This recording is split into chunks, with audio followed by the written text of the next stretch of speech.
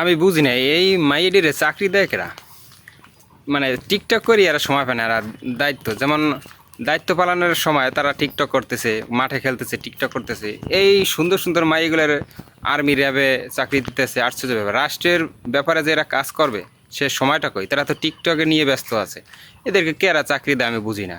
এদেরকে পুলিশই তো মানায় না, তাই সেখানে সেনাবাহিনী একটা গুরুত্বপূর্ণ ডিফেন্স, সেখানে চাকরি দিতেছে এই মাইগুলারে। তারা যাই টিকটক শুরু করে দিয়েছে, এগুলো আশ্চর্য ব্যাপার। আফগানিস্তানে এটা খুবই গুরুত্বপূর্ণ একটা কাজ করছে। তারা ঘোষণা দিয়েছে ডিফেন্সে যারা চাকরি করবে দায়িত্বরত অবস্থায় কেউ স্মার্টফোন ব্যবহার করতে পারবে না।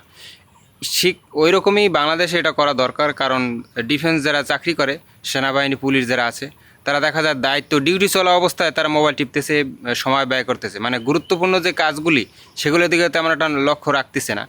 মানে মোবাইলের উপরে সবাই একটু নেশা থাকে কম বেশি। আর ডিউটি অবস্থায় যদি মোবাইল হাতে থাকে তাহলে মনে চাইবে একটু বসে একটু মোবাইল টিপি। এটা সাধারণত আসবেই। এই জন্য আফগানিস্তান যে কাজটা করছে ঠিক ওইভাবেই কাজটা করা উচিত, যে যারা ডিফেন্সে চাকরি করবে, যারা দায়িত্বরত অবস্থায় সরকারি চাকরি যে ধরনের, তারা স্মার্টফোন চালাবে না। মানে কথা বলার জন্য যে বাটন ফোনটা এটা ইউজ করতে পারবে।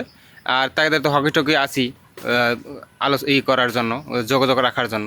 সেখানে স্মার্টফোন কোনোভাবেই কাম্য নয়, কারণ তারা ডিউটিতে ব্যাঘাত ঘটে, গুরুত্বপূর্ণ দায়িত্বপালা তারা পালন করে রাষ্ট্রের। সেখানে যদি স্মার্টফোন নিয়ে ব্যস্ত থাকে তাহলে এটা গুরুত্বপূর্ণ দায়িত্ব পালনের দিকে ব্যাঘাত ঘটে, তাদের অবশ্যই ব্যাঘাত ঘটে।